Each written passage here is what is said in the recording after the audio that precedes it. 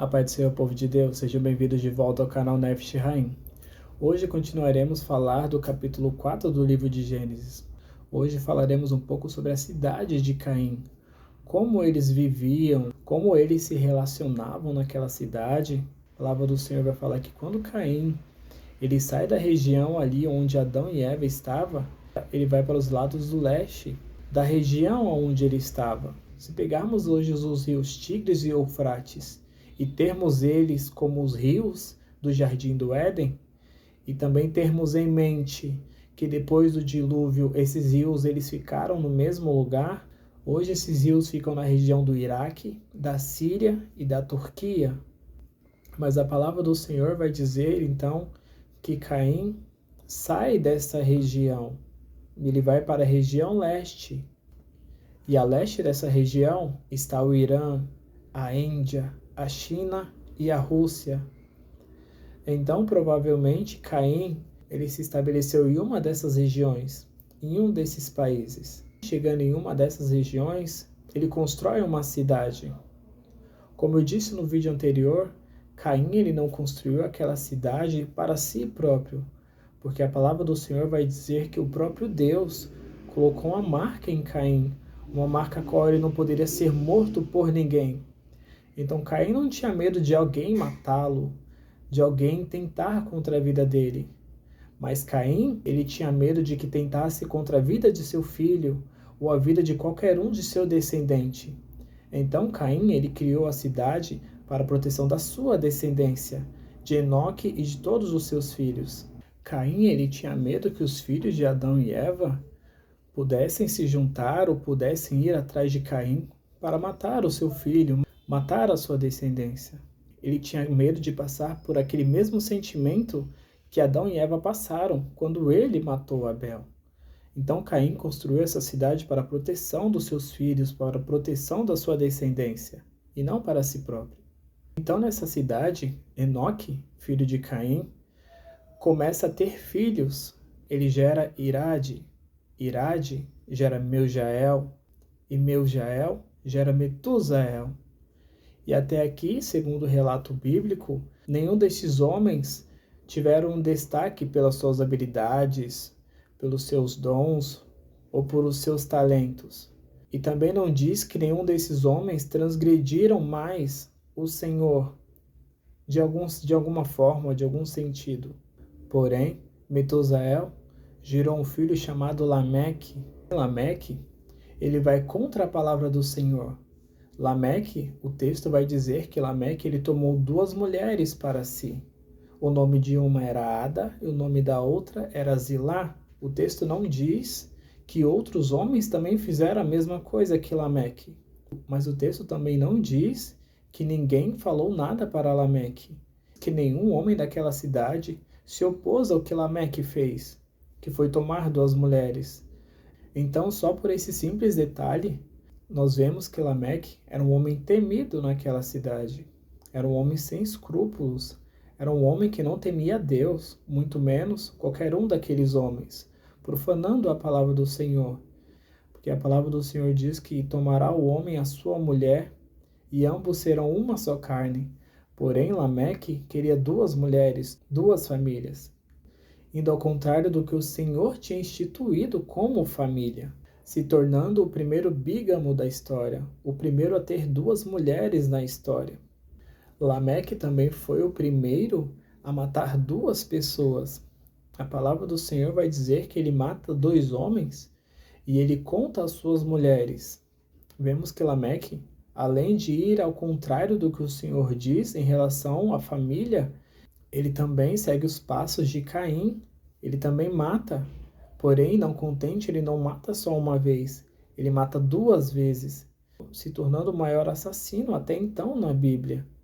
Um homem cruel, um homem maldoso, um homem que não temia a Deus e nem a nenhum homem daquela cidade. Agora essa cidade, que era uma cidade feita para proteção, agora é uma cidade de opressão, uma cidade de morte, uma cidade de violência, uma cidade de atrocidades, indo ao contrário do que Caim queria para aquela cidade. Os filhos estavam se matando a si mesmos dentro da sua cidade. transformando aquela cidade de paz em uma cidade de guerra, em uma cidade de morte. E Lameque, se casando com duas mulheres, ele trouxe discórdia para sua própria casa. Pois imagina, até então, cada homem tinha uma mulher. Agora Lameque tinha duas mulheres, e cada uma de suas mulheres gerou dois filhos, ou seja, duas criações diferentes. Com certeza, Ada criava seu filho Jubal e Jabal de uma forma, assim como ela foi criada. Porém, Zilá criava Tubal-Caim e Naamá de uma outra forma, a qual ela também tinha sido criado. Então imagina, duas mulheres, duas criações diferentes, quatro filhos, sobre duas criações diferentes. Com certeza, Ada e Zilá tinham suas diferenças, seja na criação, seja na comunicação, seja nas suas tarefas. Com certeza elas eram totalmente diferentes e cada uma passava os seus filhos o seu ponto de vista.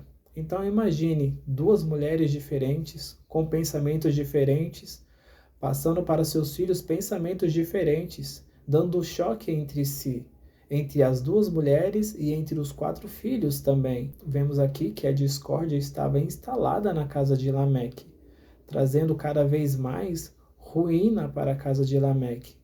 Primeiro, com a bigamia, a qual Lameque trouxe para sua casa, tendo duas mulheres. E agora com essa discórdia entre as duas mulheres e entre os quatro filhos também dentro de sua casa. O relato bíblico também não diz se Ada e Zilá foram obrigadas a estarem com Lameque, mas também não diz que ninguém se opôs a Lameque sobre essa sua atitude. Talvez o povo não se levantou contra Lameque por medo, ou talvez por conveniência, pois Lameque foi o primeiro a fazer isso. Mas não garante a nós que outros, vendo o que Lameque fez, também não fez depois dele. Na Bíblia, a bigamia sempre foi um motivo de discórdia. Vemos isso com Abraão tomando para si Sara e Agar como mulher, trazendo também discórdia entre elas, Ismael e Isaque. Também lembramos da história de Jacó, que foi enganado pelo seu sogro Labão, a qual lhe deu Leia ao invés de Raquel, forçando Jacó a se casar com essas duas mulheres também. Mulheres totalmente diferentes, de pensamentos diferentes, que tinham conflitos entre si. E este conflito também se passou para os seus filhos, porque mais para frente vamos ver que 10 dos filhos de Jacó se levantaram contra José, filho de Raquel, trazendo discórdia. Porém, na casa de Lameque era uma casa dirigida não por Deus, mas por Lameque, pelo seu desejo, pela sua vontade, pelo seu egoísmo, pela sua arrogância, pela sua desobediência ao Senhor, trazendo ruína e destruição para sua própria casa. A casa de Lameque era tão dividida que Jabal, o primogênito de Lameque, ele preferiu sair da cidade e morar em tendas e cuidar de gados fora da cidade. Ele trocou a proteção daquela cidade para viver lá fora, para viver fora da cidade, mesmo que exposto, mesmo com medo, mesmo com uma certa insegurança. Ele preferiu ficar fora de casa do que ficar dentro da casa. Ele foi o primeiro a morar em tendas e a criar gado fora da cidade. Ou seja, Jabal, ele queria uma vida nômade, ele queria uma vida mais simples. Ele não queria ficar trancado em um lugar a qual era um lugar de opressão. Jabal, ele queria se ver livre daquela cidade, livre daquele jugo, livre da liderança de um assassino, de alguém sem escrúpulos, de alguém sem remorso. Seu irmão, Jubal, ele foi o primeiro músico relatado na Bíblia também. A palavra do Senhor vai nos dizer que ele foi o primeiro músico a tocar harpa e lira. Ou seja, os filhos de Lameque, eles se destacaram pelos seus dons. Eles se destacavam naquilo que eles sabiam fazer. Porém, a palavra do Senhor não vai nos dizer que Jubal, ele louvava o Senhor, ou se ele louvava outros deuses. A palavra do Senhor não vai nos dizer isso. E também não vai nos dizer se, assim como seu irmão Jabal, ele também ficou fora da cidade ou ele preferiu ficar dentro da cidade. O texto não nos relata isso. Mas a questão é que um lugar, independente na cidade ou independente fora da cidade, um lugar a qual tem música, é um lugar mais alegre, é um lugar melhor de se estar. Porque a música, ela calma a alma, ela relaxa, ou ela dá ânimo para a pessoa. Então Jubal, ele foi alguém muito importante também, bem dentro da descendência de Lameque, sendo aquele a qual trouxe mais alegria, seja para dentro da cidade ou para fora da cidade, através dos seus cânticos, através dos seus louvores, também através de seus instrumentos. Porém, não sabemos se ele usou este dom que o Senhor deu para a glória de Deus ou para a glória de si próprio. Já Tubal-Caim, o seu terceiro filho, a palavra do Senhor vai nos dizer que ele foi o primeiro a trabalhar o cobre e o ferro. Foi o primeiro a fabricar artefatos de ferro e de cobre, trazendo então uma grande revolução para aquela cidade e também trazendo uma grande revolução para a humanidade, pois através desses utensílios, além da proteção que aquela cidade trazia para eles, agora, com o domínio do cobre e do ferro, Tubal-Caim ele poderia produzir todo tipo de arma, seja lanças, sejam facas, sejam espadas, sejam escudos. Agora, com o domínio desses metais, com o domínio desses materiais, aquela cidade seria a mais temida, aqueles homens seriam os mais temidos, seriam os mais valentes, seriam os mais corajosos. Aquela cidade seria a cidade mais avançada tecnologicamente. E a região onde essa cidade estava, seja a Índia, seja o Irã, seja a China, seja a Rússia, é uma região muito abundante em calcopirita. Calcopirita é o mineral a qual é se extraído tanto o cobre, tanto o ferro. Vemos aqui então que Tubal-Caim, ele era um tipo de minerador. Ele gostava de estudar a terra. E com certeza ele puxou isso de Caim, que também era trabalhador da terra. E agora Tubal-Caim também era um homem da terra. Porém, era um homem da terra qual não lavrava a terra. Era um homem da terra qual estudava a terra, estudava aquela região onde a cidade estava. E nessas pesquisas e nessas andanças de Tubal-Caim, naquela região, ele se deparou com essa calcopirita, que é este minério de ferro e de cobre. E através deste minério de ferro e de cobre, ele produziu as primeiras armas, os primeiros utensílios. Tubal-Caim, ele revolucionou a humanidade com esse achado, com esse tipo de tecnologia naquela região. E com essa tecnologia, homem algum poderia parar Tubal-Caim, poderia parar a descendência de Caim, sendo agora os homens mais poderosos da terra, sendo os mais famosos da terra, os dominadores do ferro e do cobre. Se pegarmos o processo de extração, tanto do cobre, tanto do ferro, deste minério calcopirita, é um processo de trituração desse minério, depois a separação tanto do ferro, tanto do cobre. Depois dessa separação, tinham que ser fundidos em fornos em temperaturas altíssimas, para que depois de todo esse processo, viesse o processo da moldagem, que seria transformar aquele minério aquecido em uma espada, em uma lança, em uma faca, em um escudo, ou em qualquer arma ou utensílio que Tubal-Caim quisesse fazer. Tubal-Caim, dominando este processo, ele poderia fazer o que ele quisesse, o que a sua imaginação quisesse fazer, agora ele poderia fazer.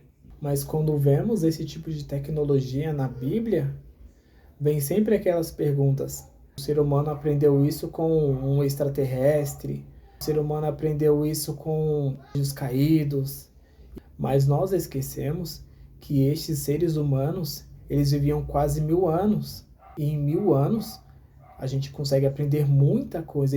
E com certeza, de Tubal-Caim descobrir este minério e construir algo com este minério, com certeza levou muito tempo.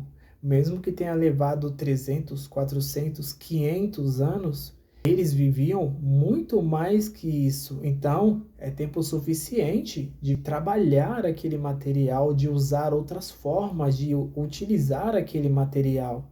Não foi de um dia para a noite, não foi de uma década para outra. Com certeza esse processo demorou muito tempo.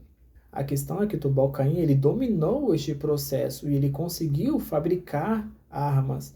Ele conseguiu utilizar o cobre e o ferro como utensílios para melhoria, conforto e proteção da cidade, da sua família.